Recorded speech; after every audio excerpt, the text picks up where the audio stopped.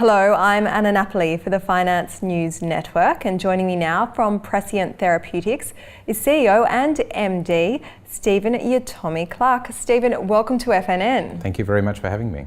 First up, can we start with an introduction to Prescient Therapeutics? Prescient Therapeutics is a drug development company developing targeted therapies for cancer.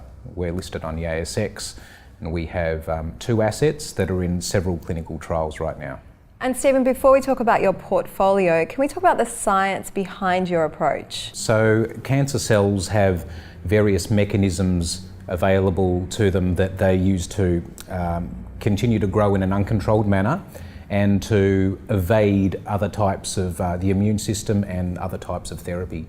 And those problematic switches are the switches that we address with our targeted therapies. We look to switch off those problematic switches, bring the cells under control and kill them in a very targeted manner. Turning to your development pipeline now, can you tell us more, starting with PTX200? PTX200 is our lead molecule right now, and that is currently in 3 clinical trials. It's in breast cancer, ovarian cancer and a blood cancer called acute myeloid leukemia.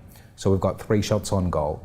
And that switches off a problematic pathway called AKT, which is present in a number of different cancers. And how about PTX100? PTX100 switches off another problematic pathway that it's quite separate. It's called RAS. The RAS pathway has been one of the holy grails of cancer pathways to be targeted, hitherto unsuccessfully. And we've got a very unique method of targeting RAS. All the previous attempts at inhibiting RAS itself have been unsuccessful due to it being quite a slippery type of molecule with no obvious binding sites.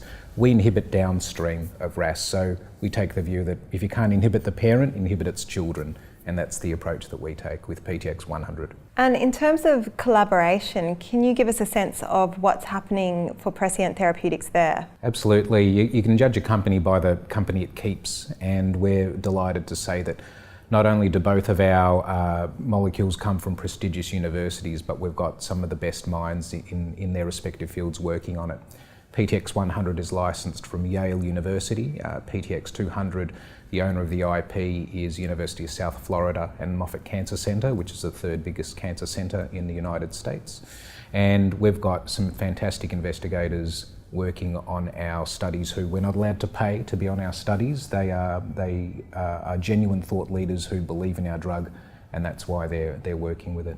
And on the breast cancer study, that includes Professor Joe Sperano, a famed international authority in breast cancer. In AML, it's Jeff Lancet, and many others as well. So what exactly is unique about your approach with PTX100? So we're taking a basket trial design with PTX100, which is a new way of thinking about studies. And even to this day, a lot of companies are looking at phase 1, phase 2, phase 3 studies, and they're focused on cancers in particular parts of the body.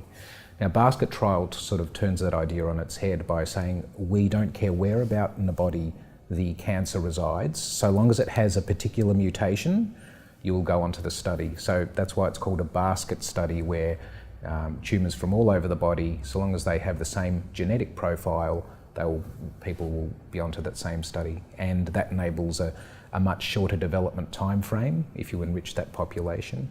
And we're, I think, the only ASX company taking that approach. In terms of funding your portfolio, can you give us a sense of where you are with that and also strategy going forward? So we've just completed a capital raising a little while ago, raised over $9 million from some institutional investors with particular expertise in life sciences, including some New York funds with life science expertise.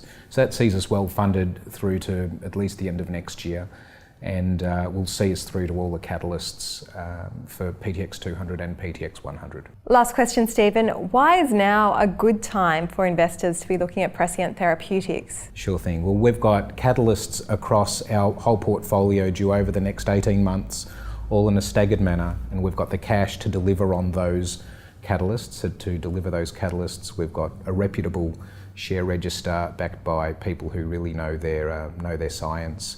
And we've got an experienced team to give our drugs the best chance of success. Steven Yatomi-Clarke, thank you so much for the update. Thank you very much for having me.